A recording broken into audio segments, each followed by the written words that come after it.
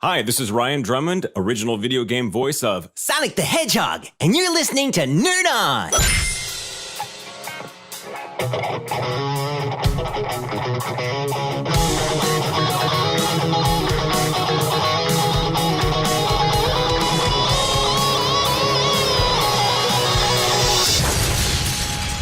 Nerd On. What's going on, everybody? Welcome to Nerd On, the podcast you didn't need, but you deserve, and where all levels of nerd are welcome. Let's just introduce the host. I'm Corey. Ollie. Caitlin. And I'm Tom. And I'm Josh, and this episode is brought to you in part by our patrons over at Patreon. Yeah! So excited to have you guys along for the ride. You guys are the reason that we are able to continue doing this as much as we do and keep growing. But today's show is kind of special to me personally, Super but special. also just from a nerd standpoint. To me personally. To you personally? I grew up All with of this. us. Really? Josh. Yeah, trying to take all that credit to yourself. Oh, we have a guest, and this guest, I'm going to allow him to introduce himself. Take it away, Ryan. Hi, this is Ryan Drummond. I'm the original video game voice of Sonic the Hedgehog. Yeah, thank you for coming, man. Thanks for having me. Appreciate it. Taking it way back.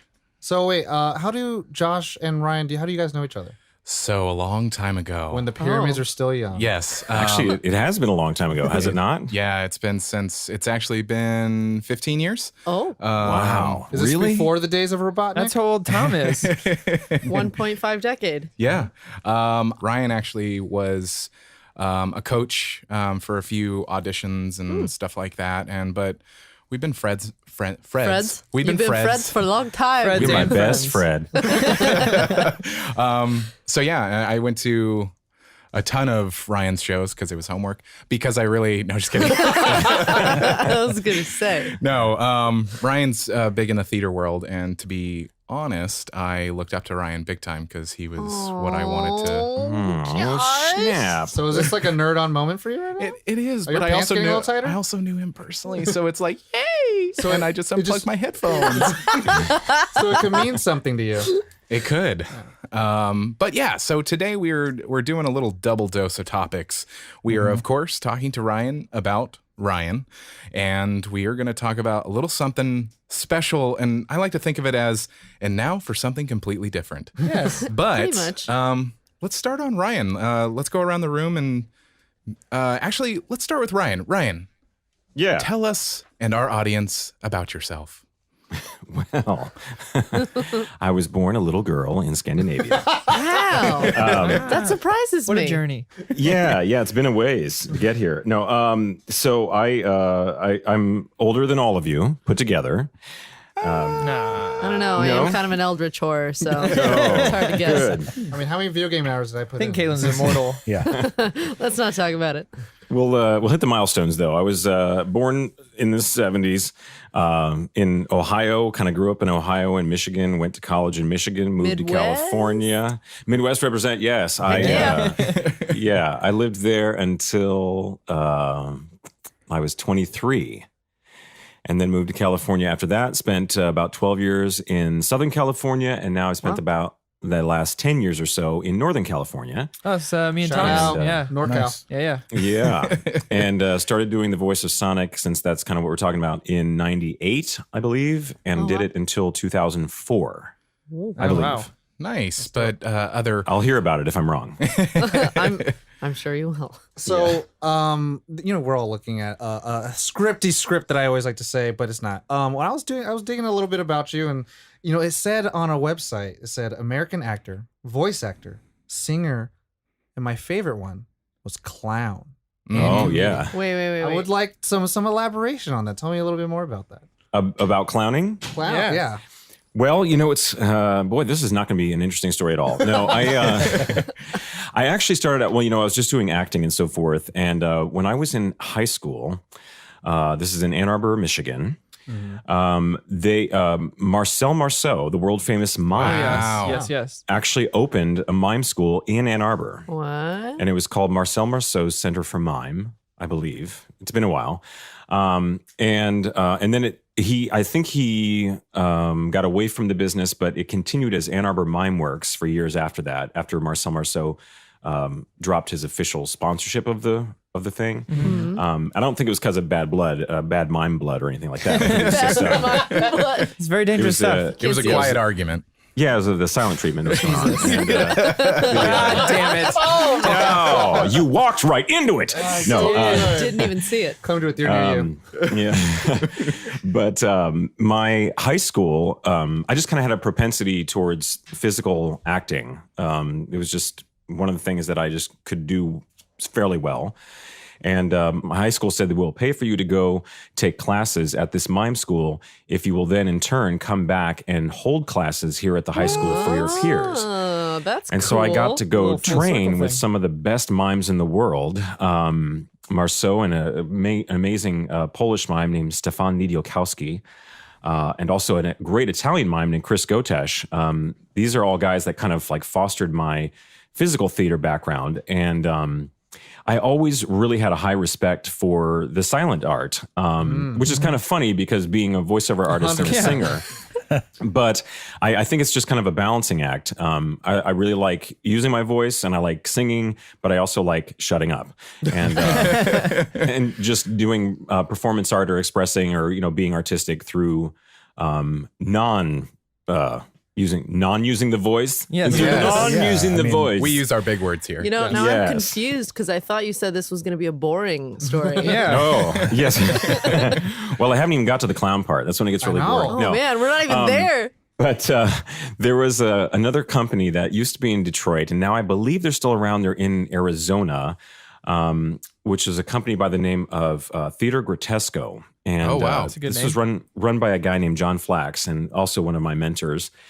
And he came into the high school as well when I already kind of had this mime background, and he taught my high school theater people about buffoonery and about clowning and about commedia dell'arte and all these kinds of things. And I kind of latched on to all of them because I loved all of them. And I was really always into the circus and carnivals because here's a little side note that I don't think is on any website. My earliest memory in my life is laying in my crib and being tickled by 3 clowns. What? Oh. Wait, You're welcome, because now that's your dream too. that's not a dream. That's a nightmare. But the thing is that it wasn't a nightmare. It was funny. And I remember even as young as I was, I remember being in a crib. So it must have been really a long time ago. Stuck with you. Yeah. Yeah, but it stuck with me as being my first memory ever and also kind of my first dream memory. And so I've always, from my earliest memory, have had this kind of fascination with clowns and the clowning art. And so I've studied a lot about clowns, and I have a very sizable collection of carnival and clown art. That sounds scary. That I have. It can be. It can be. But I don't mean it to be. I mean, I like scary clowns as much as the next guy. like Funny clowns are great. Funny clowns Yeah, but are funny clowns are scary great. clowns. good. My clown persona is named Hiccup. I like that. And Hence the email. Yeah, hence the email. That's right. I have Hiccup. the word hiccup in my email address. Yes.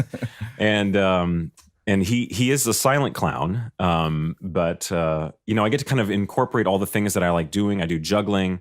I do a little bit of unicycle riding. Unicycle. I eat fire and that kind of stuff. dope. And everything. That's kind of why I like clowns, because you don't have to kind of stick to one thing. Like I'm a trapeze guy or I'm a high Jack of wire all guy. trades.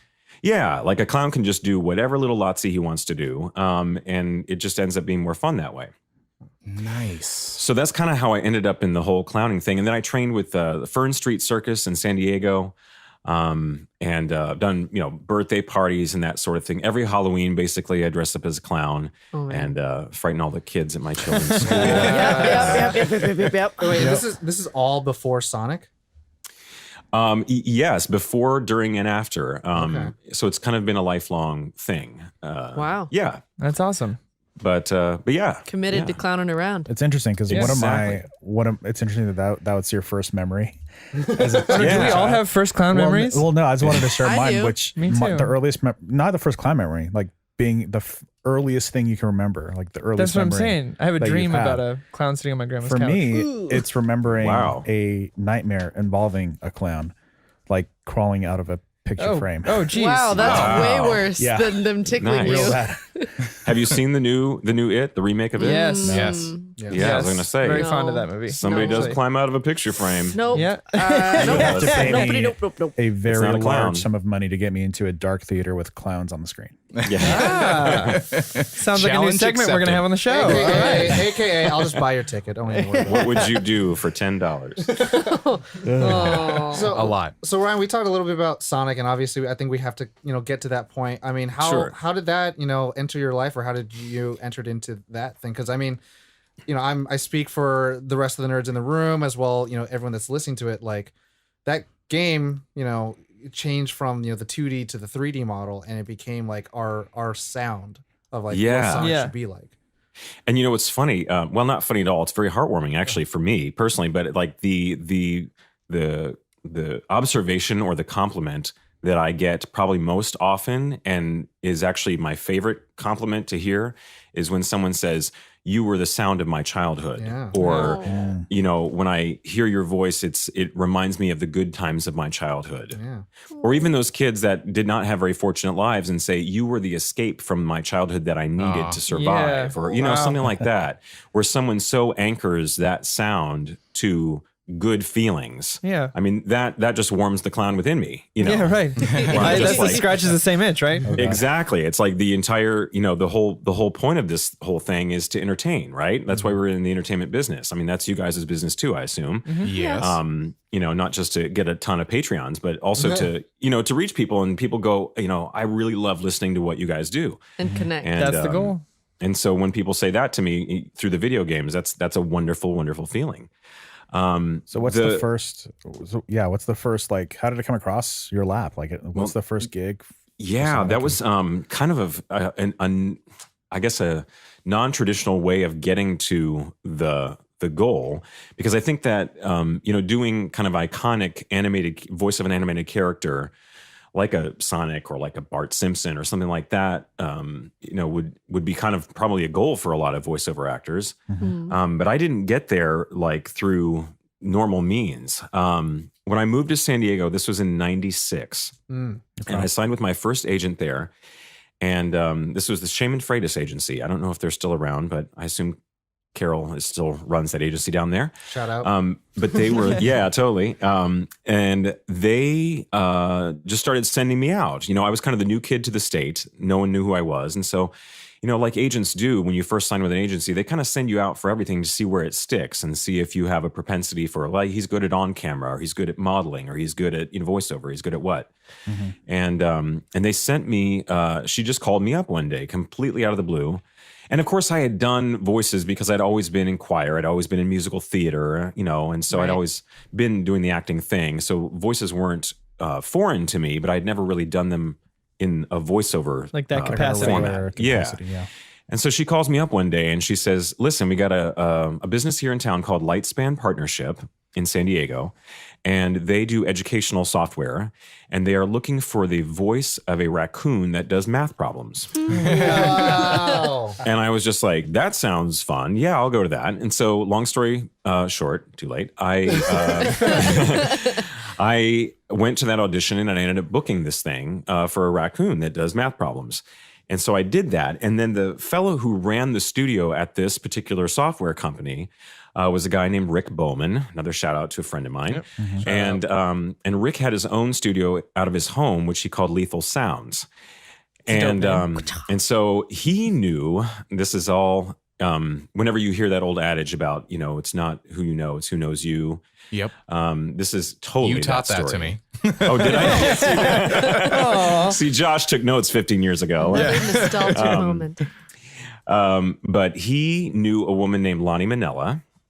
And Lonnie Minella is a big voiceover person. And not only does she do voices, but she also is kind of a voiceover coach. And she's kind of like an icon in the Southern California voiceover world. She's one of those people where it's like, you've heard her voice. You don't know it, but you've heard her voice because she's done thousands of things. And she knew a contact at Sega of America by the name of Keith Palmer. And so when they were going to start this whole Dreamcast system and they were going to make the first game, which is, of course, the original Sonic Adventure, they're salivating. I can hear it going on. But I don't know exactly how it happened, but somehow Lonnie, who was based in San Diego, got Keith Palmer, who worked at the American office in San Francisco, to come down to San Diego. And she was like, I got good talent down here. You can do your auditions down here in San Diego. And so basically, yeah. And so basically it was because I'd been sent out for this raccoon, booked that job, knew Rick Bowman, he knew Lonnie knew Keith. You see how this goes. Yeah. Yeah. And Domino effect. It's like it totally is a domino spider effect. Yeah. And so so just one night, I went to the studio at Lightspan Partnership, and there was a team from Sega there. And they were from Sega of Japan. They weren't actually, there was probably some from Sega of America too. But I didn't really know too much about them because, again, this is kind of like right at the beginnings of the internet and like no smartphones. And so it was kind of hard to research these things. Now I would have researched the hell out of them and known exactly what their favorite, ice cream flavor was before I walked in. Yeah, but back then. And then the funny part was, and this is a story I've told numerous times, so maybe people listening, if they're Sonic fans, have heard this, but I literally walked into the booth and there was a picture of Sonic the Hedgehog in the booth. And they had a list of lines, just kind of generic lines, not Sonic lines, but just kind of generic lines on the music stand by the microphone. And I put the headphones on and they said from the control booth, they just said, do you see that picture in there of Sonic the Hedgehog? And I said, yes, I see it. And they said, what would the voice of that hedgehog sound like if you heard that hedgehog talk? Oh. And then he paused for and then he paused for about 3 seconds, almost to the point where I thought I was supposed to answer him. And then he just said, go. Oh, geez. And so the cool part about it was that I didn't have any time to prepare or think about it. So, and I hate to use the word organic because that just drives me nuts when people say, "Who's so organic?" But it was. I mean, this is one of those times to use it, though. But it was. I mean, I literally looked at the picture, and as I looked at the picture, he said, "Go." And I think the first line was, "Pick up all the golden rings and get a free life." Wow. And I just said, Pick up all the gold rings and get a free life. Nice. There it is. And then they were just like, okay, now do line 2. We kind of like that direction, do that, And so I kind of went through the list and they were just like, okay, great, thanks. And then I went out and the next person came in and the audition process continues. Right. And then I don't even remember. I think it was maybe the next day. It was not long at all. Whoa. That I got a call from Lonnie and she was just like, they really liked you for Sonic. Do you want to do it? And I'm just like, sure. Yes. I didn't have a Genesis. So I wasn't a big Sonic freak or anything. I didn't really, right. I knew the character, but I didn't have any of the games. Yeah. I'm there with you. So I was just like, yeah, that sounds fun. Sure. That was in what, 90s? Hey, why not? 97, 98 or something. It's all good. Yeah. It's like vacuum and then, almost, yeah. and then here we are, 21 years later talking about it. Wow. That's awesome. But I had no idea. But that's really how it started. I mean, You it was just stumbled really into it, kind of. I kind of stumbled into it. Because, and I guess Rick Bowman had said later, he told me, he said that they had asked him about me or something. And he said, oh yeah, this guy does animated animals for me. So I know he can do an animated animal for you. Like he said something like that. Where it was He's got raccoons down pat. Hedgehogs. Basically hedgehogs. Hey, he's got a whole barnyard in his head. You want him to do a cow? He can do a cow. I'm a cow. Yeah. Nice. So, yeah, that's how it all started. And then it was just kind of like, we did a whole, I think it was like a week of recording for the original game. And Wow, it's so quick. it's, yeah. And it just, and of course they gave a copy of the game with the system. And see, this is how Dark Ages it was, because they didn't really talk about video games in the media in that way. Now it's like a whole market. Oh yeah. And of course, like, as soon as a movie comes out, they've already got all the products and all the tie-ins. There's toys in Burger King meals. They've got a video game already on the shelves, even before the movie comes out. Yeah. But back then, it was kind of like an afterthought. So here's how Dark Ages it was. When The Phantom Menace came out, and somebody can check my my math on this, but I believe it made something like $28 million in the first day. And Entertainment Tonight was all about how much money, could you believe how much money Phantom Menace made in the first day? It was like 28 million in one day, people, one day. That is a fair number. When Sonic Adventure came out with the Dreamcast system, it made like 45 million in one day, and no one mentioned it. Yeah. My heart goes out to the A lot of money in Dreamcast. video games. Yes. That system yes. was phenomenal. It was great. It was great. I still have a working one, as a matter of fact. I think I did too, Nice. actually. So we're going to Ryan's house. Yeah. Road trip. Come on over. Going home for Thanksgiving, just saying. And this sounds like I'm just dropping a name to drop a name, but no, they didn't give me a Dreamcast system at first. But then in 98, this is just a funny sidebar. In 98, this is when the Rosie O'Donnell show was on. Yes. And every year she did a great Toys for Tots thing where she would bring in all these companies to donate thousands of toys to kids in need over the holidays. And so Sega was donating 10,000 Sonic plushie dolls to Rosie O'Donnell's Toys for Tots thing. And they actually flew me to New York to be on the Rosie O'Donnell show. That's awesome. And as a gift for doing that for them, they gave me a Dreamcast system. Nice. Wow. That's so cool. That is cool. Like they gave me like now. copies of games and stuff, but it was just funny. It was just like, well, I didn't actually get a Dreamcast system by doing the voice of Sonic, but I did Rosie get O'Donnell it by, gave it to me, though. by Yeah. visiting Rosie. Yeah. Yeah. I mean, I watched that show I did every too. day with my grandma. Let's be real. My mom, my Yeah, grandma, and I totally. would watch Rosie. So I it was wasn't huge. all- That's huge. I wasn't And allowed. you want to know a funny thing? I don't even know if you can find that. I'm sure you can find it online somewhere. I don't know, but We'll post it along YouTube with is the an episode amazing if we thing. do. but the funny part is that what they had a costume character of Sonic that actually went on stage and sat next to her or whatever, or stood yeah. next to her. Oh. And I was off camera with a microphone doing the interview part. And it would just kind of like move along to what you were saying. Yeah, totally. Hopefully at and the the best right part time. is that this dude who was in this costume was like the epitome of like the horror movie where there's a killer in the costume. Michael Myers. I don't know who this dude was, and nothing against him. Totally nice guy, but like we went out to dinner afterwards. They took us to some fancy dinner or whatever, and so I was sitting there with this guy, and he had like a long ponytail and like a porn mustache, and Nice. No. and what this dude did in his real job was he was a tragedy scene cleanup guy. Oh. No. So he was the dude Right in that the when somebody got childhood. murdered, he would sop up all the blood and he would pick up all the, to quote Pulp Fiction, all the pieces of skull and brains from the back seat, that kind of thing. That's Wow. what this guy did. How is And that he your was side real. gig? I know, but he was real quiet and real nice, but really kind of odd. And Now you I'm could just see that. picturing him in the Sonic suit. They're just like, Exactly. backstage, like just staring into nothingness. they're like, how do you handle it, man? Well, on my off days, I dress up as Sonic. Right, exactly. And speaking of balancing act, but Yeah. Shout out to that. I just guy. wanted that's Yeah. a Nerd On exclusive because I've Oh never my told that God. story. But if you guys happen Wow. to find footage of the Rosie O'Donnell show, just think I'll find that's it. the dude is in there. Yeah. I'm find it, don't going worry. to post it along with this episode. We'll find it. And the other awesome part is that I think there was some like problem with the audio on the show or something. So it's like Rosie was asking questions, but she couldn't hear me. So you can hear me answer them, but she can't hear me on set.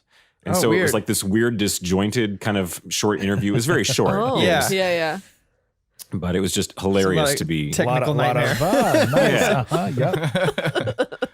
It's just hilarious to be flown all the way to New York to be on this show, to sit off stage and talking to a mic and the host can't hear you. Yep, that's your life. That's your life at that moment. That's exactly right. So So I mean, I've done my fair share of like looking you up on the internet and all that stuff. There's plenty of times It's where not people- research. No, it's not stalking. It's research. Yeah. I was about to say. I'm the other way around. It's not research, it's stalking. I'm stalking you. And there's a lot of people or interviews or fans who ask you to like speak in Sonic's voice and everything like that. But is there a favorite line that you have that you've done as Sonic, or one that you like feel like that's the go-to, or that's the one that kind of like defined your take on him?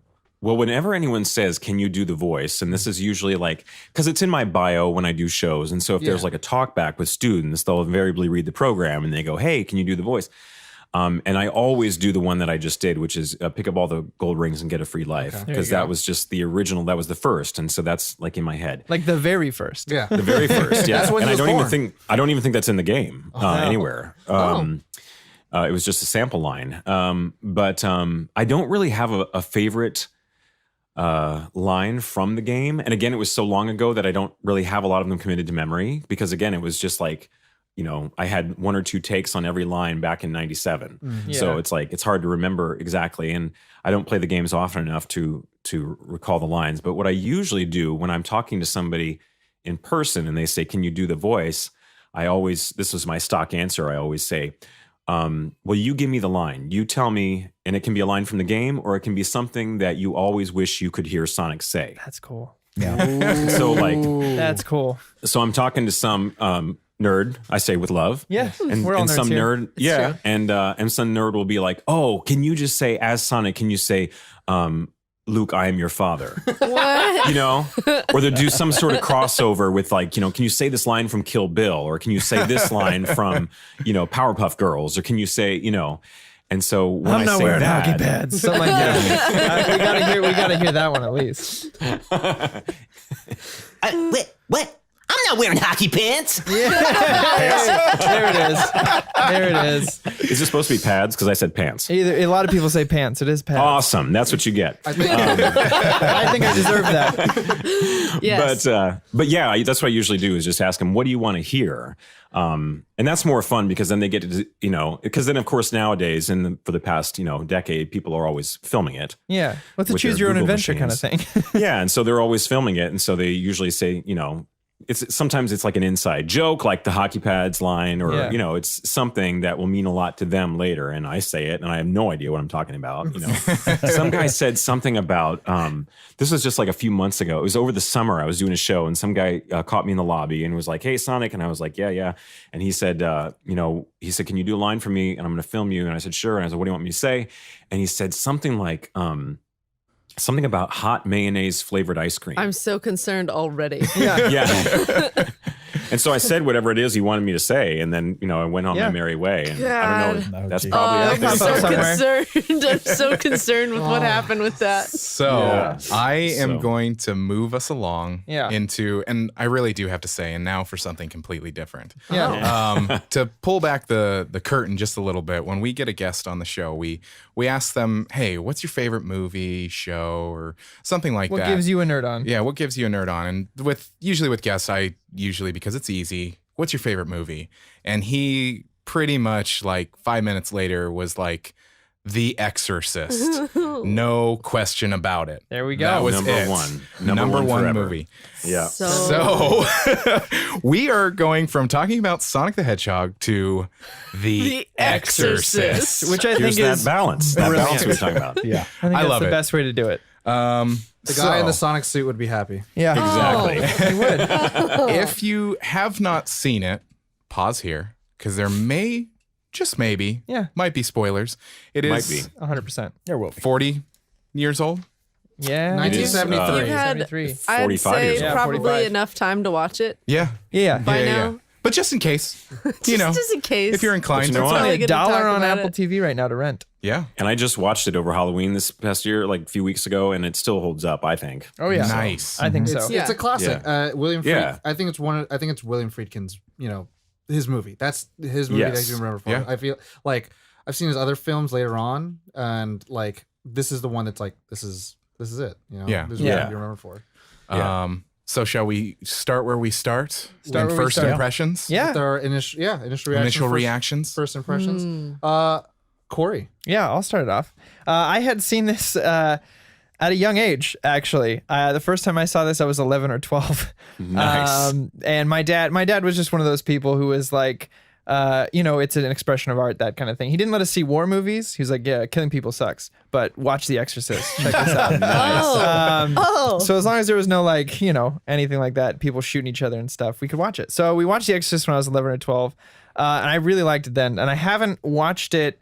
I watched it one other time since then, around Halloween, and then watched it in preparation for this. And like you said, it holds up, especially because the first couple times I had seen it was on VHS, and now they've digitally restored it to like 4K. And it like I thought I was watching the wrong film for a second because I was like, this looks brand new. Yeah. But then I saw, what's his name, Max von Sydow. Yeah, The turn around and I was perpetually like, old man. this He's just is always he has old. Maggie Smith syndrome. That's what I've talked about. Like it just looked old forever. And it's a great film. It holds up for sure. Yeah.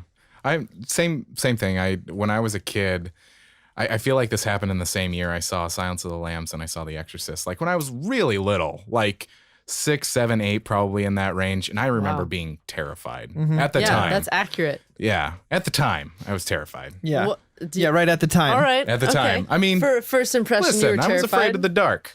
I still am afraid of the dark. Yeah, I was going to say. Caitlin, you're afraid of nachos. I'm afraid of most things. I know. What about you, Ollie? Ollie. Nachos ain't a game, man. Nachos. Scary. I'm known on the show for not being a huge horror fan. Me too.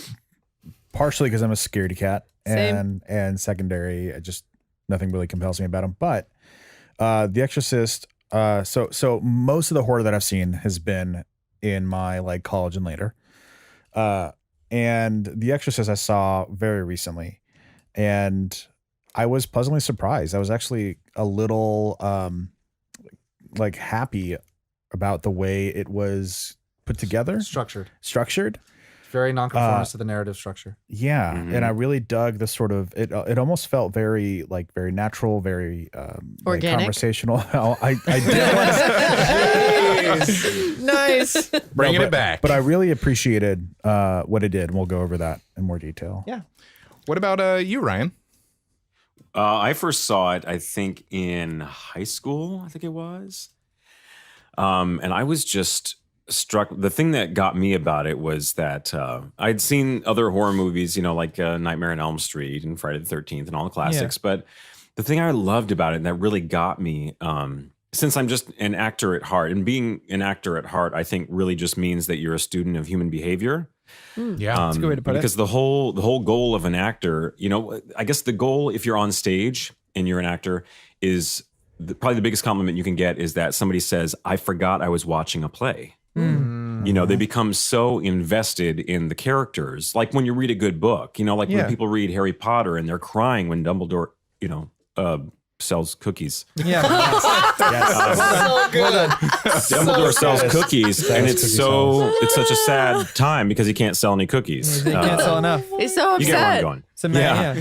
But you get so invested because the writing is so good that you're sitting there going, "No, sell some cookies, man." But for those of you that haven't read the book, you should probably go read it and see Shout out to my why wife. he sells cookies. She's reading them But, now. Okay, good. Okay, good. But the thing I loved about the movie was that it's almost like a documentary. Because I feel like the acting is so good, especially Ellen Bernstein. I think she's gives this beautiful, especially now that I'm a parent. I really I can watch her performance and just the way she crumbles because her daughter is having these what they think are medical issues and she doesn't know how to help. And she's affluent. She's a famous movie star. She's got all the money in the world, but she can't help her daughter. And they don't know what's wrong with her. Yes.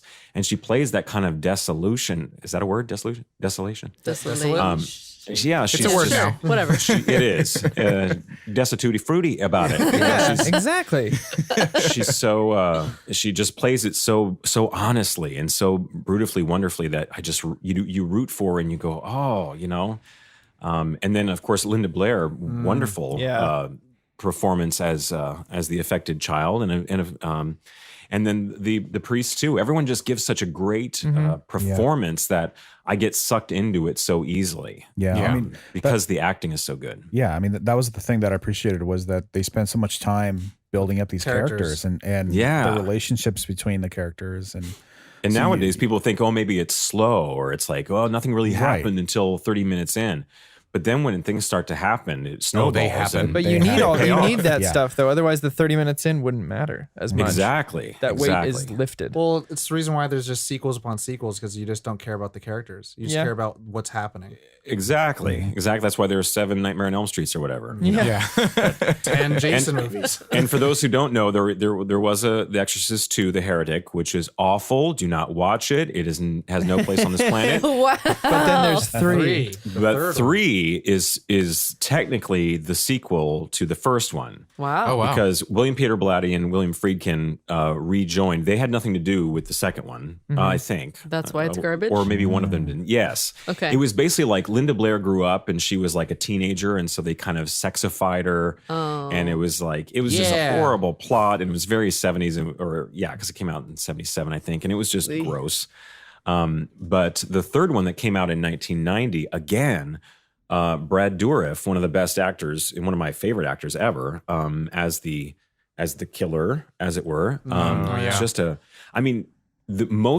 those who haven't seen it, Exorcist 3, which again is the sequel to Exorcist the first, is basically a movie about 2 guys sitting in a padded room talking. And it is terrifying. Yeah, it's regarded as one of the best psychological thrillers of all time. It's Worm Time. I'm glad it is. yeah. Is it? Yeah.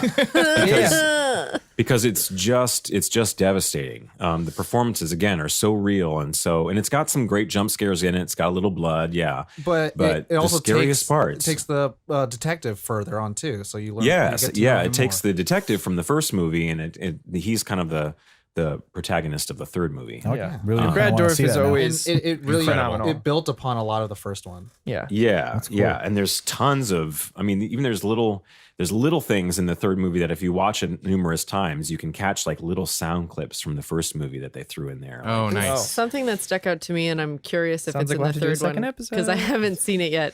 But do they let things breathe as much as they do in The Exorcist, the first one? They do. I wouldn't say they let it breathe as much as 1973, but they let it breathe for 1990. Yeah. Yeah. Yeah. It's maybe not as much as it was in the early 70s, but it's certainly on a 1990 scale, it breathes a lot, Nice. and it's just Interesting. devastating. Yeah. Caitlin, your first impressions of The Exorcist? Well, truth be told, I never would have watched this if it was not for us doing this episode right now. If Ollie is a scaredy pants, she's a scaredy pants. Oh man, it's like so bad. Anything Scaredy can hockey scare pads. me. Like, I like this guy. but yeah, I watched this at. I would only watch it in the morning during the day. I think I watched it at 9 a.m. Nice. I would only watch it, shortly after I'd woken up. Yeah. And Because scrub demons through- don't come out during the day. I gave it Right. its full swath once. Yeah. And then anything I had questions about, I would just scrub through again because Okay. I couldn't watch it at night. Yeah. But I was very pleasantly surprised, much like Ali. Nice. I was expecting most of the scary movies that I've already seen, yeah. which are a lot of jump scares and just like throwing things in your face. Booga booga booga. Yeah. Scary. But this one was so much more grounded and real, Yeah. which made it more terrifying. Which is ironically the thing that I don't like about most horror is that it doesn't spend enough time with characters, and I don't care about them. Yeah. Yeah. Yeah. Like they can just Right. go away and you won't. Or they're all Yeah. idiots. It's fine. Or they're all idiots. Well, It's they all that's deserve not it. fun. Tom, your first impressions? My first impression. So I had a very intimate relationship with this movie. And I How told intimate, some people Tom? about it. And it's funny. I was giving Josh the better eyes because I thought he read in my mind. I mean, the seductive eyes. Yeah. My eyes are always like that. Yeah. But No, I got when I was a young child who looked like the kid from The Grudge, the little Asian boy, Nice. my mom told me you can't watch 2 movies: The Exorcist and Silence of the Lambs. Wow. You are welcome because I lived that out for you as a So, child. like, as a child, I never watched the movies. So those are the big no-nos. Yeah, like I was able to watch like I don't know, Anaconda and like But that's a great movie. American Werewolf in Paris, like things of like monstrous and people dying. To be Grotesque. fair, though, I think it was probably the language that she didn't want you to hear. Maybe I guess she okay. This is her Oh, excuse. yeah. She said Yeah, Or the yeah. crucifix she just bit. said this is That's she it. just said these are too disturbing for you. Yeah. Well, yeah. And the Silence of the Lambs is one of my favorite movies of all time. And Okay. then watching The Exorcist, I watched The Exorcist New Beginning. Wow. Skarsgård. That was like the Nice. Wow. reboot. That's actually the prequel to this one. Yeah. Like that Yeah. came out in theaters like before I even It watched shows this Max's one. character why he's so afraid of this Marin. whatever his name is. And yeah, why he's afraid of Puzuzu and all that. Pazuzu. And like I thought that Puzuzu. movie was dope. And then all of a sudden I watched like the original because like I had this friend who was like William Friedkin. I was like, all right, let's go watch fucking Exorcist. And then we watched it and I was like, wow, it's such a different movie. Because Yeah. like it's to me it's the godfather of the horror genres, you know, Yeah. kind of really Well established said. what we think of how possession movies or spiritual, you know, Yeah. demonic things should be like. And a lot of it happens because of this movie. Yeah. Except it just Well, I mean, it's happens the first horror movie to be nominated for an so Academy many Award. Yeah. awards too. for Best Picture. And with inflation, it's like the I most. think the only other one is Get Out. Yeah. Yeah. Yeah. Wow. With inflation, it's Also a supposed to great be the film. most Profitable. profitable movie of or horror movie of all And time. R-rated movie of all time. Yeah. With inflation. crazy. Wow. I didn't know that. That's Yeah. awesome. Based on the book. So I mean, like there's a lot of things going for it. And so when I watched it, I recently rewatched it, and I remembered all the beginning, all the end. And then when I watched it like recently, I'm like, oh, there's a whole middle part. Because like to me, it wasn't like I forgot like about Chris and I forgot about like Marin. I forgot all about Karis. I forgot Yeah. all about like Damien. yeah, like how he's like And his mom like and he's stuff? Rocky. He's pretty Yeah. much Rocky. Yeah. Yeah.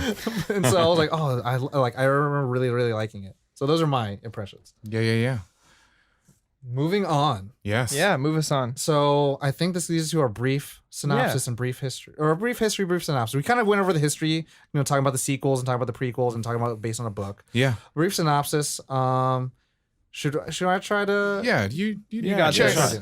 Let's do it, Tom. Okay. Do So it. I recently just rewatched the director's cut. Oh wow. And so the director's cut opens up with the house that we're going to be playing in for the rest of the movie. And then it cuts to the church statue that's going to get defiled later on, then credits. And these credits are very significant. Usually when I was in film school, it was like whatever happens before the credits is more important. It's kind of inferring what the rest of the movie is. But this Yeah. plays a little differently, like Ali said. Structurally, we start out in Iraq. Yeah. And we follow Father Marin, who is in this excavation, and this kid says, hey, they found something at the base of the mound. And he uncovers this little statue, and it's a face. Well, first, they got the new necklace that was found with all these ancient Yes. things, which was weird. And then they find this headpiece, and it's like a demonic looking face thing. It's not human. And Marin is obviously observably upset. And so he goes to the market, he goes to the city and town, and he's just distraught, like he's just seen a ghost. Mhm. And the audience can infer that, you know, this is weighing a lot upon him. You know, he sees a lot of interesting things. Finally, he He's meets, seen some shiz. yeah. Finally, he talks with another person in the town, and then they, you know, speak one line specifically: "Evil fights against evil." And Marin says, "I must go." And then we get our first transition into Georgetown. That's where we meet Chris and Regan, who will later on fall out throughout the entire movie. Chris, who, you know, wakes up to her, you know, Regan, her daughter, and they're on location because Chris is shooting a film on a school campus, and it's about like the school church or library being torn down, and they're wrapping up shooting. You know, she has like a fun director, and then we move to a transition where she's walking home to see Father Karras. And Father Karras is visibly upset, talking to another father, priest, man of the cloth, saying that he feels like something's wrong. He can't feel. And a lot of throughout the film, you're getting all these cool sound cues. You're getting a plane flying, no visible plane, sounds of flies, you know, visible flies, except one. And later on, Regan decides to have this little game in the basement, and she says Captain Howdy is going to be playing with the Ouija board. And then Chris is like, who's Captain Howdy? And so they start talking about it. There's all these animal Drawings and sculptures and things around the house everywhere you go. Because when Father Marin was back in Iraq, you know, he came face to face with a giant statue that was like serpent penis, giant Right wings, hand up. monstrous face, and dogs were barking. So like whatever this force that we're supposed to be feeling from the beginning of the film has this huge shadow, this presence on this on these two in Georgetown. Throughout the film, Regan starts developing symptoms that are unlike her character. Lashes of cussing and Not being able to sleep. lying, and she takes her to a doctor. And then through multiple experiments, Or invasive peeing at a party. invasive No, that's experiments normal behavior. Oh, sorry. to figure out what's going on with her. The worst thing that they could think of is she has to go to a psychiatrist. Whoa, mental health, Yeah. scary. Which was, I mean, I think that's definitely a thing, and that was what happened. It's like, Yeah. you know, she's not depressed, and she doesn't do these things. She doesn't cuss. She doesn't, you know, say these. She doesn't lie. And we just see this devolvation, De-evolution. de-evolution, Devolvation. devolvation We're going of, to use devolvation. Yeah. of Regan. And So many good words tonight. yes, Chris starts hearing sounds around the house. People around her start dying. Like the director died when she was supposed to babysit Regan. And then finally, she enlists the help of Father Karras. Yeah. And Father Karras, who's just recently seen his mother die, is finding that he has lost his faith and that he can't be doing this. But he comes in, he tries to examine it, sees that this isn't real possession. She's pretending, she's reacting to fake holy water, things like that, but starts speaking in languages that he can't understand. Well, he can. Latin. He can Latin. But recording it and then going to the language lab, playing it backwards, it's definitely something that would then like warrant a exorcist. He also finds out from the lieutenant that when I think it's Burgess, is that was his name? Burke, died, his entire head was spun around. Which is not out of the realm of falling downstairs, but definitely not common. Yeah, and Kinderman, the detective, is definitely like, hey, we should call an exorcist. It's like the guy of logic who deals with crimes. He's like, let's do exorcism real quick. And then Father Karras is like, okay, now I'm a believer. Let's get an exorcist. And then the church is like, let's bring in Father Merrin. And then The big bad guy. And this is where Let's the climax do this. is. The moment that Father Merrin's in the house, Demon Regan is screaming his name. Yeah. They go in, do a couple rounds in this, Rocky Balboa fight with, the demon. The demon. It doesn't work out. They start losing it. They're getting thrown up on. And, she starts mimicking the mother's voice. And then Father Merrin's like, yo, Get out. Karras, take a walk. I got this. Karras goes outside. Chris is like, hey, is she going to die? He's like, no, we're good. Goes upstairs, sees and finds out that Father Merrin had a heart attack and has died. And then Father Karras goes angry, starts wailing on, haymakers on Regan. And then finally, when his protective charm is broken off of his neck, Puzuzu takes over him. Karras. And then Karras, in his final moments, sacrifices himself, throwing himself out the window, Screaming, killing "No!" himself. And another of his friends, who's another father, who's like gives him his final rites right before he dies. Yep. And then the household is back to normal. Chris regains her daughter, and Kinderman misses them as they leave Georgetown. Yep. Nice. The end. Credits. Well done. Is that good? Well Yeah, that was done. quick. That was a 5-minute That was- recap. That's great. Oh, that's so hard. Good job. Good job. I need the power of Christ to compel me right Yes. now, right? So, favorite parts. Yeah, Ryan, why don't you start us off with this one, since this was your favorite? Well, a favorite part. From the beginning of the credits to the end of the credits. Yeah. It's like Sophie's Choice. And this is you can include, I don't know if you are a fan of the director's cut, but it has some extra scenes that people, like very famous scenes that weren't in the original, like the spider walk down the stairs and stuff like that. Yes, which is great.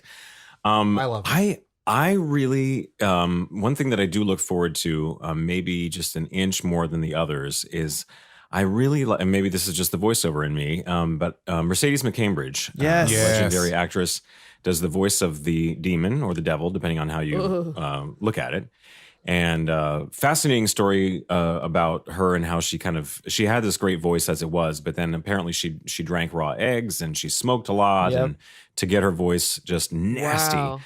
And so when Father Karras kind of meets Regan for the first time and he's kind of talking with the demon, it's Mercedes McCambridge talking through Linda Blair's body back at him. And it's just, I just love the things that she says and the way she says. My favorite line, I think, is when he's sitting next to the bed and the demon makes the drawer pull out of the bedside table by itself. And he looks at the demon and he says, "Did you do that?" And she goes,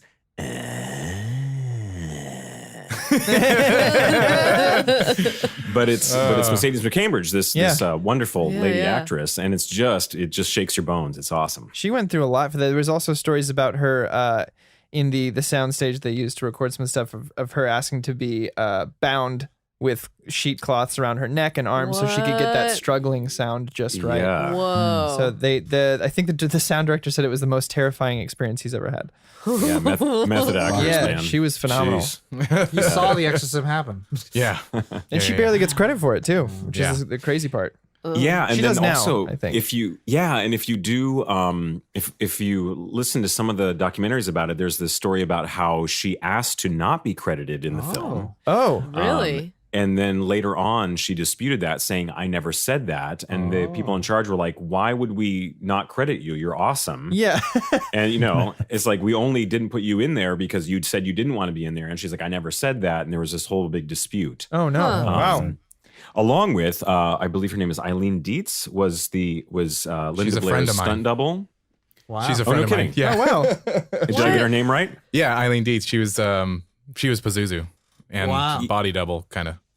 And so that's she did some of the stunts for Linda Blair in the possession scenes, and she's on screen, I think, for, they said, I don't know, 45 seconds total or something.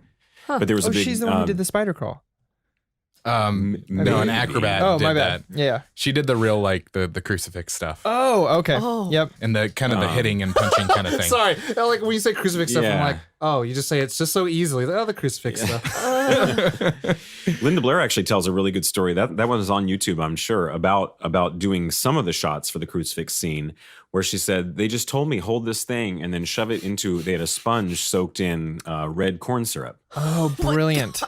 and they were to get the sound of the, And sorry about that. No. But so she moist. said at the time she was interviewed on some show, and she was like, I was just shoving this crucifix into this wet sponge, and I didn't really know what it was or what they were going to do with it. Oh you know? my God. That's And then the what's movie up. came out. So, then the movie came out, and she was scarred for life. Yeah, there you Yeah, go. that sounds about right. Any other favorite parts you got? Oh man, I know it's a loaded question. it really is. There's so many good bits. Yeah. Well, the scene where Marin comes in and Father Karras and Father Marin are kind of do their kind of first round of exorcism battle. Yeah. Which is where the famous Round line. one. Yeah. Begin. Power of Christ compels you. That's where the famous line, "The power of Christ compels you," Yeah. comes from. Gonna say Hadouken comes from. Yeah. I remember playing that game as a kid, and my cousin turned to me. We were playing that game once, and my cousin turns to me and he goes, "How come he keeps saying toolkit?" Poor baby. It's like, I don't think that's what he's saying. But that whole scene, that kind of round one, is great. Just the badassery of Max von Sydow, or Sydow, however you say it. He's just such a cool character. He gets pea soup spit on him, and he's cool. And it's like she levitates off the bed, and he's cool. And it's like He's like, I've seen it. Yeah. Whatever. This is fine. I guess it's because you spend so much of the movie feeling helpless for this little girl and helpless for her mother. And then when this dude comes, and Father Karras, you find some comfort in his character because he cares. Yeah. But he also has his own personal problems, like with his mother and so forth. Yeah. But when Marin comes in, he's just like, I'm just here to kick ass and chew bubble gum. And I'm out. Exactly. So Yeah, no, I feel like he really kind of embodies like the whole idea of the ghost. Mm-hmm. Of, like there's stuff Yeah. that's happened before we even we're even put into this world. Yeah. And so that's why it's really cool to see him just come in, and then he dies.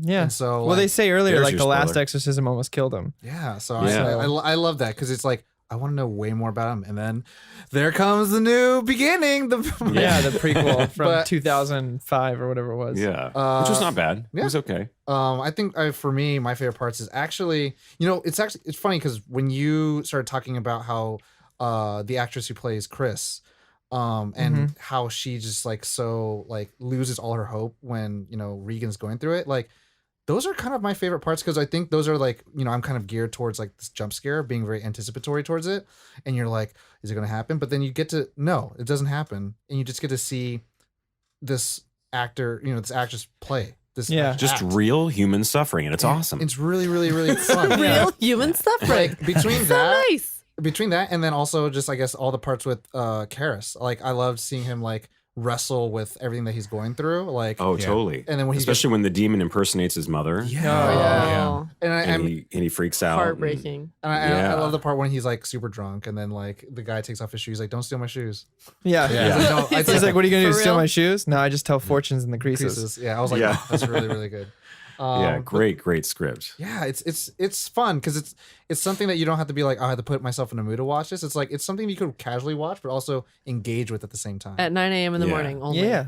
Caitlin, Kaylin? favorite parts? My favorite part would be the necklace, like finding the necklace in Iraq. Yeah. Yeah. Just because when they found that, I was like, oh, that doesn't really look like it fits. From a different time. But then like seeing it pop up later, I still don't fully get why it's there. Well, I can tell you.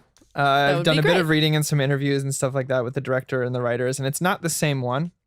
It is a pennant of Saint John, who is supposed to be a protector and that people pray to and Right. stuff like that. So it's supposed to be more of an omen when it pops up rather than the same one and tell a story. It's supposed to just be like a foresight of what's about to come. Oh. I would say like Huh. kind of thing of like when you see crows at like a death battlefield, then all of a sudden crows on like a beautiful field. It's like, oh, Yeah. death is probably gonna follow. So like when he found that new coin at this dig site, he already knew what was up. It's Oh, okay. kind of like when was it Kinderman who found the That's other? why. Yeah. Yeah. That's why he's Yeah. so upset after the dig, and he's just sitting there freaking out, taking his hard pills because he's like, "Fuck, I'm gonna have to fight this thing again." One more round. Yeah, because I like my brain, because I didn't know that piece of information, was thinking that, you It's the know, same watching thing. Oh, yeah. how the movie plays out, that it like somehow took it with it and that time isn't linear for demons. Yeah. No. So, Mm-hmm. but Yeah. either way, both. I need a to me, T-shirt both that says paths are "Time isn't interesting. linear for demons." Linear for demons. I mean, Or a bumper sticker, whichever you want. Yeah. Somebody make that. I'll pay you. If somebody listening makes that T-shirt, send it to me. I'll pay you for And that. it's just a quote. Okay, This is Father Mary. we can make that happen. Quit. Yeah, we can. Ali? Yeah, so I have a couple favorite parts. Oh wow. Going through them quickly. It's basically really I liked any of the scenes that were between two of the characters. So like Most of the movie. between I forget the priest's name. The like Karis. Karis? yeah. Damien Karras. Between him, Dimmy.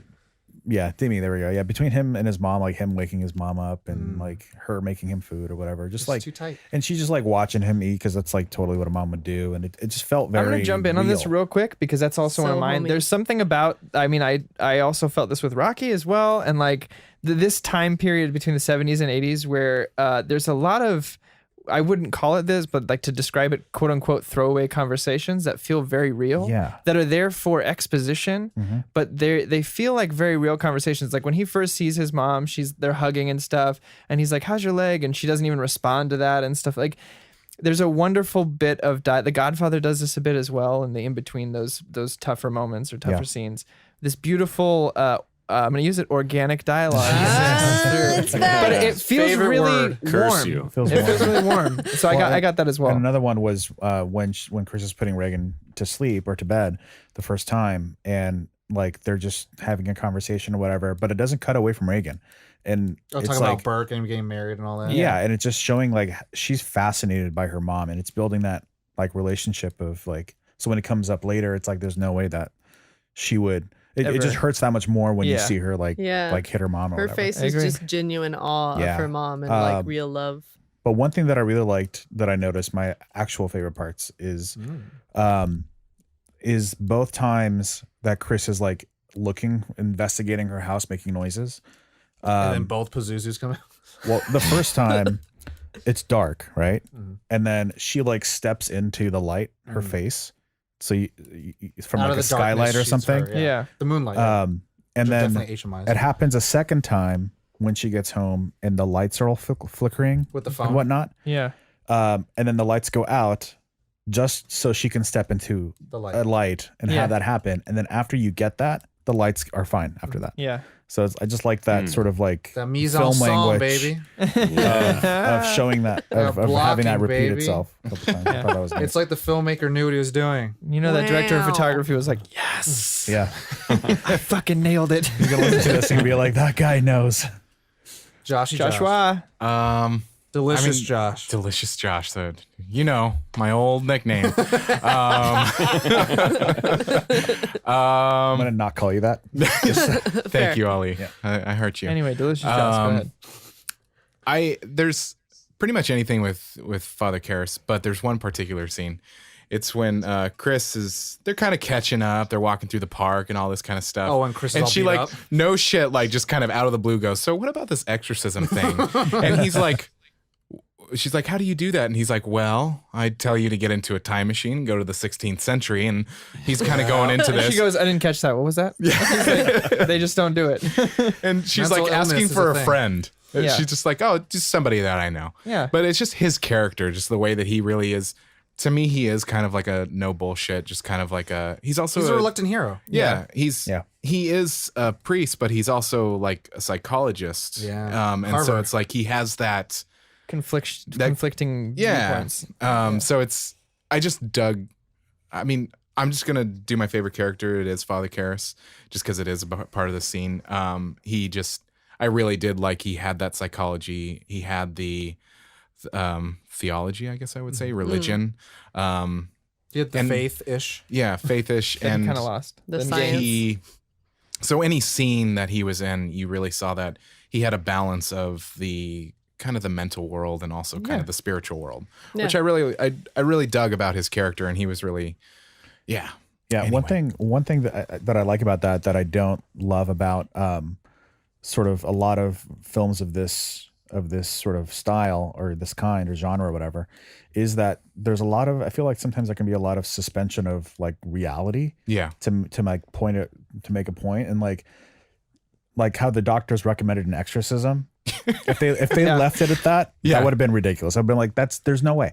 But because they spun it as like a psychological thing of like her thinking that she's Because the getting patient Well, would believe the good thing this movie does too, and is that it makes sure that there's no doubt in your mind that they're like, well, why didn't they just take her to the doctors? Why didn't Right. they do this? They ran There's no every plot fucking holes, test. there's no, They're like, like- we're in a room of 20 doctors and no one can tell me what's going on. 88. Do you have Like- grass? Like that's what I'm the type of film viewer who would be that too. Like if Yeah. there was a plot hole, I'd be like, well, why didn't they just do this thing? So I appreciated all the filling in the gaps and making Yeah. it make sense. Is there drugs in the Progression. house? Yes. My favorite part is going to also move us along to favorite characters as well. And that is any scene with Lieutenant Kinderman in it, because he's fantastic. And like the thing I like about him is that he knows that like, and they do this really well in both the big scenes that he in. The first one with the father and the other one with Chris, the mother, where he knows that he's going to get more information by befriending these people and making sure he has good rapport with them than forcing them to tell him something or whatever it is. And it's very evident in the scene with the mother as well. Like you get it a little bit with the father where he's like, hey, I got tickets to a movie, da da da da, that kind of thing, and they're laughing and joking. But when he's at the table with the mom and he's drinking the coffee and he's asking her questions, you can see him choosing his verbiage really well. And he's like, and this is probably, and he goes, I want to probably, not for sure, what happened kind of thing. And it just gave me like, it was this little shining light of hope throughout this movie, was this like happy-go-lucky lieutenant. Wise old white man. Oh yeah, that Your is my favorite character in every movie. But just how he treated people, and like he didn't treat the mom like she was crazy. Like someone died outside her house, and he thinks that someone threw him out her window. But at the same time, he's just like, look, let me know when she's better, and like the whole bit asking for the autograph so that he makes sure he ends on a good note with her and stuff like that. Yeah. I just thought they wrote his character really well. Bookending with positive. Yeah. I think what really is cool with that character is the fact that like he's kind of almost like this, like I always say time capsule of back when movies had like good cops and they were only good cops, not like stupid cops. Yeah. And you know, like cops who like never show up until the end act. He Yeah. kind of does that, but then I mean the thing is like he's also still just a good guy. You Yeah. know, like there's a lot of those like I don't know, like those kind of characters who are in the brown trench coat and the little hat who are like dummies. I do Yeah. like him at the end though, where Them he's just too. like he shows up and like I don't think he says a single word that entire time, like from that point forward, and he's just like experiencing all these like, what the hell is going on here? Yeah. Let's imagine his reactions. Yeah, and he has this. The one thing that I really liked was that scene where he is talking to the father about. He's like, well, the thing is, they found him and his head was completely turned around, and then he just walks away, and he's like, Isn't that, possible? He's like, possible. Very unlikely, but possible. So anyway, that's my favorite character and favorite part. Ryan? Played by the great Lee Cobb. Yes. Fantastic. Fantastic. He pretty much plays the same kind of character mostly in all of his films, but he's got a ton of credits. He's been in a million things. Yeah. And then, of course, maybe not surprisable. New word. So many good words today. That in the sequel, First in here. the third movie, that character Kinderman becomes the lead character. Yep. Played by the great George C. Scott. Wow. And fantastic performance there as well. What is your favorite character, sir? My favorite character, I'm gonna have to say Linda Blair. Nice. Nice. The Regan, simply because, and I mean maybe that's an easy choice, but No. but I just think for a child of her age, and I don't know how old she was when She was did the movie. 13 12? when they filmed 13? it, 14 when it came out. Wow. But she has such again just an honest performance, like you were mentioning, like the scene with her mother when she's putting her to bed, and they did a little bit with the eyelash, and Yeah. she talks about how much she loves horses, and then that kind of descent into where she's having tests done on her, and she starts swearing at the technicians, and she just has a really good range. And just a really honest portrayal for such a young person. 12 years old. Apparently, the first scene she filmed with Max, she's such a sweetheart, and then they action, and she says this like F that in the whatever, and Right. apparently he forgot his line because he just was like, oh, because he's such a he's such a gentleman, but he was like, Yeah. oh my god, okay, let's take that again, because she just we're snapped doing into this. it. She was like Yeah. committed. Yeah. And then she, of course, has gone on to do a lot of charity work for animals. That's been her whole. I did not know that. Yeah. Yeah. And in fact, I think she has her own charity, I think. Is this another thread of Puzuzu? No. Wow. Yes. Too scary. But she's been into animal rights similar to the level of, like, say, Bob Barker, where it's like Oh, she nice. has lots of benefits, and she raises a lot of money for charities that help animals and so forth. So just also a good person, but just a Yeah. really fantastic performance by such a young child. And I there's always this thing because McCambridge? Sorry, the voice of Puzuzu. Mercedes It- Cambridge, yeah. There's this because Linda was nominated for an Academy Award Supporting for it. actress. Supporting actress, and so it's always been this kind of like There was a bit of outrage Oh, about that. people said that she was possessed and all that. And well that she wasn't supposed to get it because The vocal performance was someone else. and so it's like Right. no, I Oh. just what Ryan said is it was still so real to me watching it. It was like because sometimes Well, you can have a great voiceover, and if the person it's supposed to be coming from isn't committing, it's not going to work. exactly. yeah, Yeah. exactly. Yeah. So I just felt that it was still real because with child actors, sometimes it's a hit or a miss. And this was a hit for me. I was For like, oh wow, sure. this is great. Yeah. well, to Yeah, me, she it was the was, first time in a while I didn't have to say this fucking kid over here. Yeah, that's true. Like, Tom oh. doesn't have a lot of sympathy for kids in I films. don't. Tom usually hates kids. in Kids movies. suck, but this is Speaking great. of Tom, favorite character? Favorite character, Marin. For what he was, not I was the like, he was kid. dope. He Yeah. was real dope. I was like, man, this guy's Yeah. a gangster. He knows what's going on. He knows how to combat this thing. He's like, it's not the devil. It's not multiple demons. It's one. Yeah. Yeah. Only one. And I know which one. And I was like, dang, dude, this guy. Unlock, lock it up, cut the check, let's get out. We out here. Like he's got it, and it's I don't know. There's something about him that I was just like, it's all good. We're coming to the We're to in the Marin's close. hands. Yeah, seriously, Marin, take the wheel. He's like, when it's talking to his mom, he's just like, yo, don't listen. Yeah, it's like Don't That's listen. also a T-shirt I need. Oh my gosh! Aaron, like- take the wheel. so. Mary, take the wheel. He was definitely my favorite, and like I think, again, maybe it's because the fact I watched the prequel before I watched the original. Like that's a good direction to explore that guy a little bit more Yeah. and see what he's Yeah. been doing. Yeah. If they wanted to do anything with the franchise, Yeah. instead of just like drain it dry just of its name. Yeah. But Kaylin? It's probably gonna be Regan for me. Nice. Yeah. Just from the buildup of seeing her be this like kid who loves her mom and like knows the reality of what her dad is, and like trying to find a friend in this Ouija board, which she kind of Captain Howdy. probably knows she shouldn't be fucking with. yeah. And then even she's confused through this whole thing. Yeah. Yes, everything that Ryan was saying, that she's just great. She's just great. She does great. I like the actress. I like Nice. the She She's actress. cute and innocent, and Yep. she does devilish and evil. Oh my God. equally So well. good. The Within first 10 time, minutes. her head turned around freaked me the fuck out. Yeah, I was not prepared for most I was of like, that. whoa, because I had seen the famous one where she's sitting still, but when it cuts from the mom on the floor back up to her and her head's already around, like I was like, okay, that's where we're at. Here we are. Yeah. I'm 11. All right, go ahead. I'm gonna keep it real easy. It's Reagan. Yeah. Like Yeah. just amazed by the performance. Did not think that it would be a movie that I would actually be like emotionally attached to that character, to the possessed character. Yeah. You know, so I was wary going into it. Yeah. Because of that, but I was Some very people collect pleasantly some people collect surprised. Pazuzu. It's Yeah. exactly why it's kind of quote unquote slower in the beginning Right. because like you're rooting for her the whole time, and if we spent maybe a minute or two with her, You wouldn't we have wouldn't cared. give a shit. We'd be like, Yeah. oh, just put her out of her misery. Well, Do it. No, Corey, make no. this real easy for you. Don't shoot Drown children. your babies. This is not Old Yeller. Yeah. without knowing it would be like an exorcism movie or a spiritual possession. Like this just kind of sucks. Yeah. You're just like, Yeah. oh my God, this sucks. This is what a parent goes through. Like this could just happen to your kid. And like it's It's a Yeah. character movie, really. it's really good in that sense. It Judge is. Roy? That frightening 1970s medical stuff that they put Oh, her through. gosh. You know, Yeah. these giant machines making loud noises and That was the scariest part of the whole thing. Oh, yeah, when yeah, they yeah. put the thing in with the blood and the neck and the. yeah. They fed the tube in. Wow. No. That was not too long ago we were doing leeches and things. Yeah. But people still do it. So we're gonna have to lobotomize her. Yep.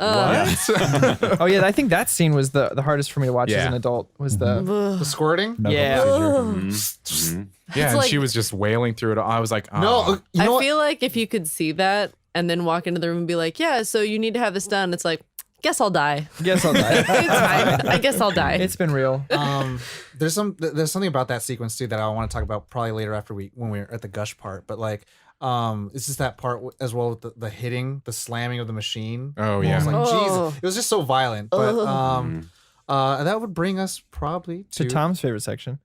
second favorite section. But yeah, Oh, my okay. favorite section is qualms. Now this is a point if we have any issues with the film. You know, we are. Not always wearing our rose-tinted glasses, and sometimes we have to look things objectively. Sometimes there aren't any listen to me. qualms. This movie's perfect. Oh. All right, you heard it, man. We're Time to move on. There's always nerd on. Who's got qualms? Who's got qualms? Come on. Come on. Let's Bone fight saw's about it. ready. I'll start Come us at off. me, Merrick. I Come on. got one that I was thinking a couple times while watching it, and to its credit, it could be of the time. Not really sure, but I wish there was a little bit more of a score to this, like a little bit more It music. has the one theme that There plays a few is- times. Now I appreciate silence. Don't get me wrong. When a film like Knows how to cuts use it. silence, Yeah. that's fine. But it wasn't that. It was just an absence of it altogether. So if it had it and then went to silent for certain parts, I would have gotten that. But I would have liked Tom's losing his a mind. over little there. bit more. See, I'm I'm about only- to defend Ryan right here. You know what I'm saying? Yeah. I'm only giggling because You of stand in Tom's front of me. reactions. Well, because to me, the thing about like score, I love score. Ask the next guy, you know, fucking Batman, Indiana Jones. All the music scores are great. But the thing about like scores, sometimes they're sometimes too informative. No, for sure. I They get that. tell you too much how Yeah. to feel. Where this one like allows you to be like, no, child, fucking listen up and hear what they're actually saying and live in these moments of like when they breathe and they don't exhale, like live in that moment. And you're So like, well, really, it it's gives kind you of an the- uneasiness throughout the entire film. I was gonna say, so it can Yeah. be sort of part of the feeling of the Yeah. movie. It's like deal with the silence. even knowing where this film was going, having watched it multiple times before, I watched it last week and then again today, and I still felt uneasy, even having just watched it a week ago. Like through the Yeah. whole thing, I just felt like my skin was crawling. Like one of my favorite things is actually the opening, the credits, right? Like when it says William Friedkin, Paul Baez, and then it's like The Exorcist. Like it's a fade in to fade out, fade in to fade out, and then when it says actually it's a cut. It's not a fade in fade out. It's an abrupt cut, and it's matched with the music. And so these kind of decisions were made with the fact that like this, like the audio that's going to play with you, it's supposed to frighten you in ways that you didn't think you could have been in a very calming manner. And so can see they're not that. going to do it the way that, you know, John Carpenter, I love fucking Halloween. Yeah. His score comes in, you're like, oh, shit's hitting the fan, let's go. Like, this one's like, Oh no. I feel I just- uncomfortable. I would have liked to hear the theme one or two more It times. was just 'cause it is a couple wonderful moments. theme. That's all. It wasn't like I didn't need it to be like a musical or anything. Yeah. But there was a couple moments where I was Well, like, I'm possessed. if I just I agree with if you, I Ollie. just heard it kind of like swell up during like the part where she starts rising up. Like, yeah. Dun, I dun, would've- dun, dun, dun. Yeah. I only have one actually, and it's just that I loved how the film ended. I think it was a good ending. I wish I would have seen a little more struggle. I wanted to see more of it after Yeah. the demon jumps to the father at the end. Curse. And Yeah. I think just that happened so quickly for me that I kinda had to rewind anticlimactic. it, and not anticlimactic because it's very, very climactic. Yeah. With him jumping out a window and seeing, Max's character dead there. Some But people say max climactic. I think I would have liked, I would have liked that scene to go on another 1 or 2 minutes. Okay. It's a very small qualm. And it's just me nitpicking, but I could actually get behind that. Yeah. Like when the demon actually goes into Father Karras, yeah. it is really quick. I never really thought about it that way, Mm-hmm. but it is really quick where it's like he decides he's going to attack the girl, and you just have maybe enough time to realize what's happened, and then he's like, no, and Yeah, just then- Like, it would another, have been, just what would've another been minute awesome? or two. It would have been Yeah. great to see Chris like run into the room and then like him say a couple words to kind of summarize like his experiences and stuff like that. And then See, I I am actually, a father that lost faith. I don't know if I need that so much, I'm on but the other side of the fence where like he welcomed like that demon into him. yeah. Zuzu. So he had no time. Well, he There didn't wa- welcome like, it. He said, "Take me He said, instead." "Take me But the instead." thing, he had a bit of protection that it rips off and it Right. jumps in him. And I So- would have liked to see the struggle of, I guess, him being in control a little more before he decides to jump out the window. Like that struggle there. Because Like, he it does. took Regan like 3 weeks to get fully possessed. Him was like 10 seconds. Right, but it was also something where she didn't like invite it; it was infecting her, and for him to be like, "Take me instead," and welcome. No, I understand how quickly it gets into him. I'm talking Right. about the struggle and the decision to jump out the window Yeah. happened within It was like 4 possession seconds. and then jump. Yeah. I think I would have liked to see him struggle with the now I've invited this in, what do I do kind of thing. And he just all of I'm a gonna sudden end the yells cycle. no and jumps out the window. Yeah. I can see If that. it could have been like a struggle and then he sees the window, I don't know. I just would like to see more of that a transition, so to speak, of the emotion of I would like to see him in his final form. Because I think within like 10 seconds, he says, "Take me." It's in him. He jumps. He dies. Yeah, So I would Yeah. like a minute of that. I think just live in that moment a little more. Yeah. That's it. Though that's me Little, nitpicking. I still speaking- builds loved. up a little more tension. I still loved Speaking how it of ended. Yeah. about that ending, when he's down at the bottom of the stairs and William Bloody as O'Malley, who's Yeah. the actor who plays Father Dyer, Asking for confession and stuff. yeah, and he's holding his hand and so forth. There's a great story. Again, it's not confirmed, I don't think, but I've heard it multiple times about how they were filming that scene, and there's a shot where Father Dyer is giving the sign of the cross over Karras's body, Mm-hmm. and when you see the film, you can see his hand is visibly shaking. And the story goes that he was a real priest in real life. He was also an actor, but he was also a real priest, and that he was just giving the sign of the cross, and he wasn't Friedkin wasn't getting the emotion that he wanted from that actor. And so the story goes that he knelt down while they were about to shoot the scene, and he was trying to get him, in that headspace of this is your best friend, and and you're giving him the last rites and how serious it is. And then right before they were about to shoot the scene, Billy Friedkin just smacks him across the face. Jesus. Wow. Oh, And, Jesus. and there was like action, like right after he smacks him. And then and apparently the shot that's in the movie is that That shot. Oh. that take. Yeah. where it's like his hand is shaking because he's just completely, filled with adrenaline, and he just What the got, fuck He just was happened? that kind of director, though. There's He was also that that. kind of director. There's also the story about the guy who played Damien, who before a scene, right? He wanted to get a scared reaction, so he shot a gun, Yes. like a blank gun, and the actor got so pissed. He's like, "Look, I'm an actor. I don't need that shit. Like, you don't need to do Right. that. If you want me to be scared, tell me to be scared." And apparently, it was like a lot of contention between them because he didn't work well with that kind of directing style. There's also a scene in the early stages of the possession when Regan is kind of flopping in bed, like sitting up and Yeah, flopping back. freaked me out too. And allegedly, again, I mean that's actually Linda Blair in this contraption. Oh, wow. That's pushing her up to Yeah. a seated position and then pulling her back down, like hydraulically, I suppose. Yeah.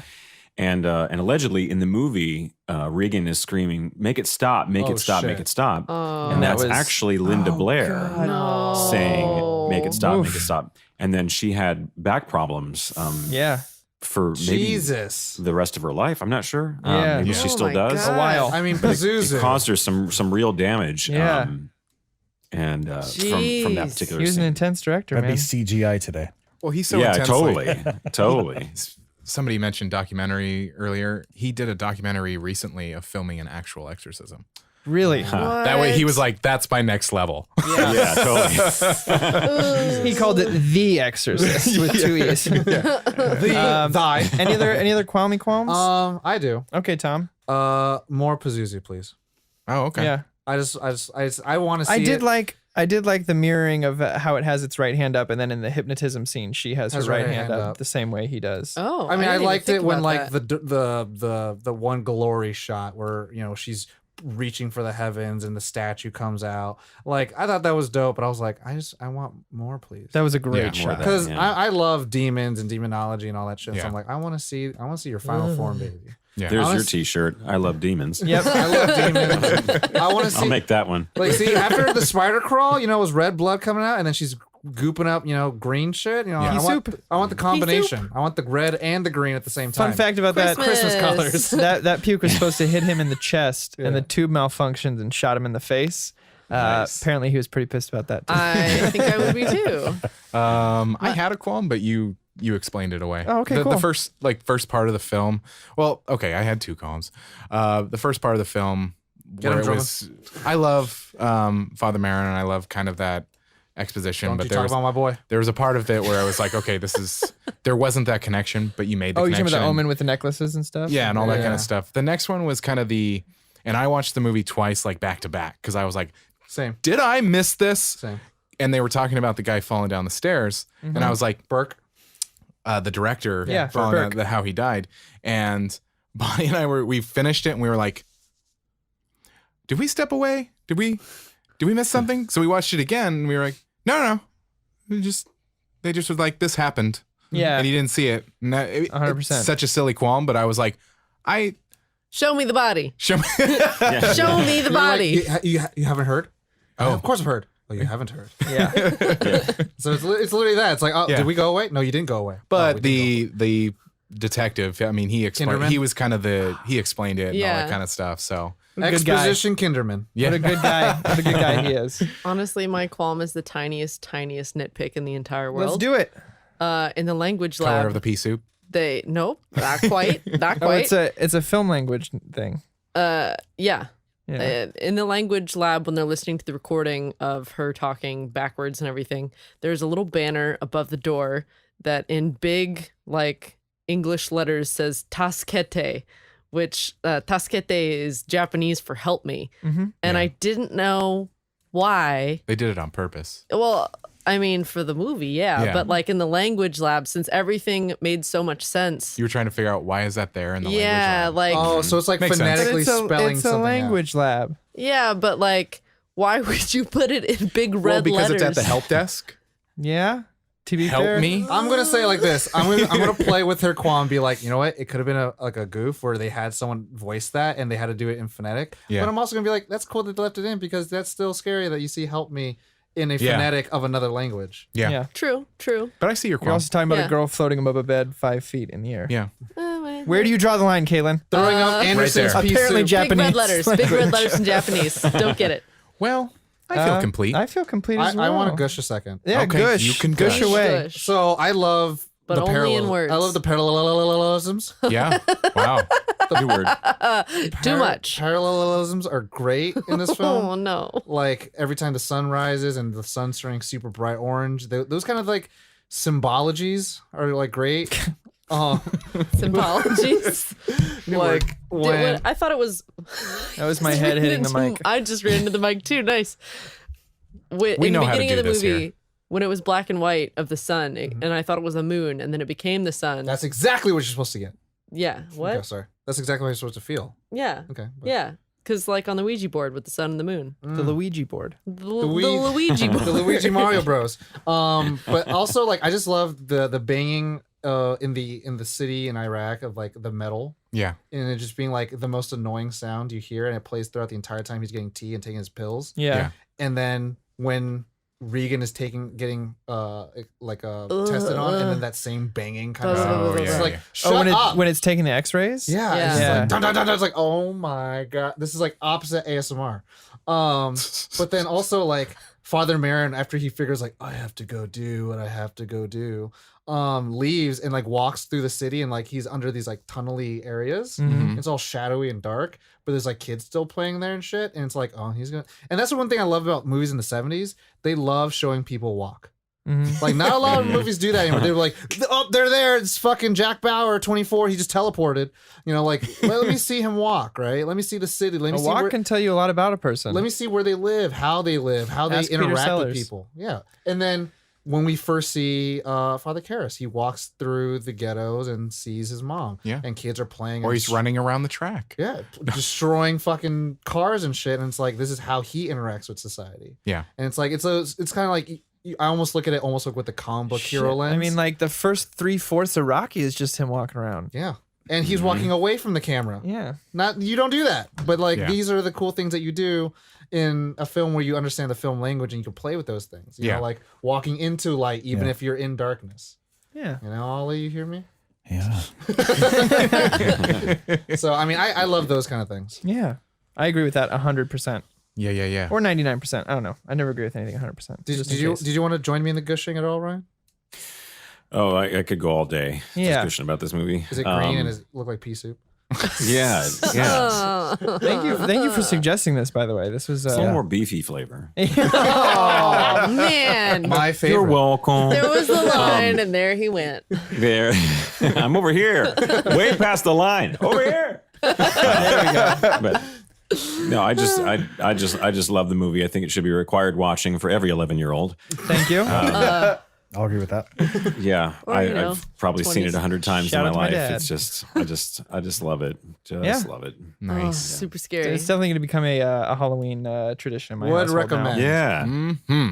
So now I feel complete. Yeah, I feel Because complete. Tom is Yeah. complete. I'm completed. Yes. Yes. You I are completed. have completed. I all am over. just complete. Yeah. So I'm completed.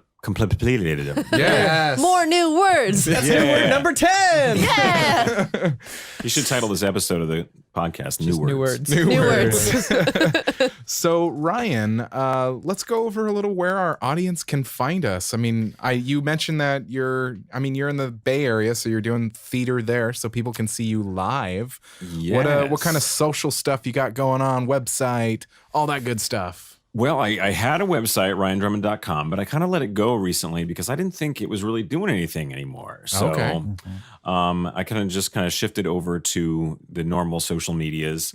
I'm really not too involved in them, honestly. I'm kind of too old to do that. Come but on. I'll still follow. but I am on Facebook, but it's only for people that I actually know and have met in real life. Got it. Um, Is there a for- fan for- page out there somewhere? I have no idea. I've never looked. Okay. But there are some. Twitter, But there's Instagram, some great. Snapchat. I used to do Instagram. I don't anymore. I do Twitter. I haven't been on it in a long time, but I do have a Twitter page at Ryan the Drummond. Ryan the Drummond. That's a great. Because my name was taken, I guess. So I thought, well, the is a good middle name. Is there a fake Ryan Drummond somewhere? That's so dope. But I do check in on it, not as often as I should. I should really get on it more. And I always have a great interactions with lots of Sonic fans from all over the world. It's probably kind of the coolest thing about Sonic is that it just connects you with so many people from everywhere. Oh, Yeah. yeah. It just makes the world tiny because it's like if I were to ever like travel anywhere, I haven't been out of the United States for a long time, but if I would, it would be really easy just to go on Twitter and say, "Hey, Czech Republic, I'm going to be all up in you next week." There you go. Proper And then, nomenclature. Yeah, Family show. and then it because I still like even to this day. I mean, I did the voice for 6 years or something like that, and then was replaced by an actor who then was replaced by an actor, and there's different people who do it now. But even though it's been a long time, I still literally get at least an email a day. That's Nice. awesome. Oh, that's Wow. cool. From somebody somewhere in the world just saying, "Hey, I love the games and I used to play all the time," and so it's just a gift that just keeps on giving. I had no idea when I signed up for it was going to be anything. I didn't think 21 years from now I'm going to be doing a podcast and we'll be talking about The Exorcist and Sonic. yeah, totally. That would be it'd be predicated by I had the weirdest dream where Clown I was a Sonic middle-aged exorcism. man, and Yeah. we talked about clowns and devils and hedgehogs. But I still really love the fan base is fantastic. Like everybody is so kind. There's been very few people I've had to call the police on over the years. Of course. That's good. Which is It was and I one don't- time, Ryan. One time. I told you not to speak to me. And that's not a comment on the community at all, because with any cross section of any large group of people, over 1,000, let's say, in the Sonic community, you could say is tens of thousands of people. There's always going to be, at least one person who just goes off the rails and They're says some literally things. the reason they have the saying, one bad apple spoils the bunch. Yes. Exactly. And It is just the one bad apple. It's why signs exist. It's and, no and I good. won't. It's why they're why signs exist. And I won't go into the whole thing, but there was one person many years ago who threatened my child, Oh, Whoa. but it was under the guise of being a fan. But they were just like, the first few messages. It was very Stan-like, to quote Yeah. an Eminem thing. But it was like the first few messages were cool, and then it was just like, I'm going to hurt your son, and whoa. Jeez. But the cool thing about being a part of a community that's so computer literate, and I can say that I'm probably about a middle schooler when it comes to technology, but having a younger fan base that is obviously into computers, it was so easy for me to kind of put the word out in the Sonic community. And I just said, "Hey, I just got this threat from this person. Does anybody know anything about it?" And a hot 15 seconds later, Bam. I got Whoa. things back from people saying, "Hey, I just hacked into his home computer." Whoa! You don't mess with Sonic. You don't, and that's you don't They kind of mess banded with together, man. these computer geniuses that are out there. It's nice to have a few on my side, really. Nice. Because if there's any sort of problem, I can just kind of put it out there and say, "Hey, Help. dox this ass." Help. Yeah. Where do they Help me. live? And Help me. Tuscatay. That's right. There you go. Well, Ryan, Carve it on my stomach. And hey, there you go. Take a perfect. picture of it, hashtag, put that on Twitter. No? Yeah. That how they do yeah, that? exactly. Right. So basically, Sonic. I'm on Twitter for the Sonic stuff, and All right. Okay. and to know. that's kind of basically where I. I'll start following. Yeah, Yes, me too. yes. Thank you. I Ryan appreciate the it. And Drummond. I promise I'll get back on Twitter more. I'm going to hold you to In it. fact, Yeah. Nerd On is now following Ryan Drummond. Yeah. we Hey, do. right on. Right now. Well, Ryan, thank you so much for being on the show. We Thank really you. Thank you for taking time. Sure, it's been great talking to you guys. Yeah, everybody at home, thank you so much for listening to our conversations, our shenanigans.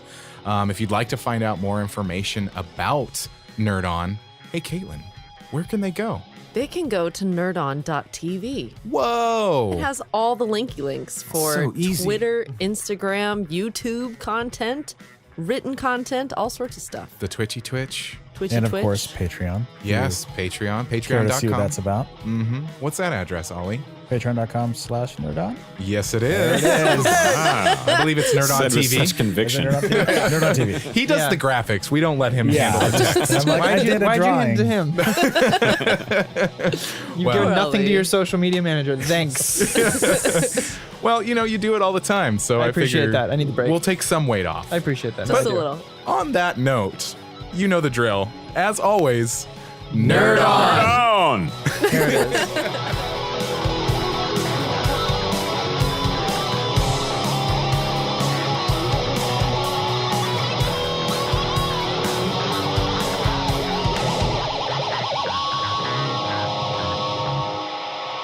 Ending broadcast.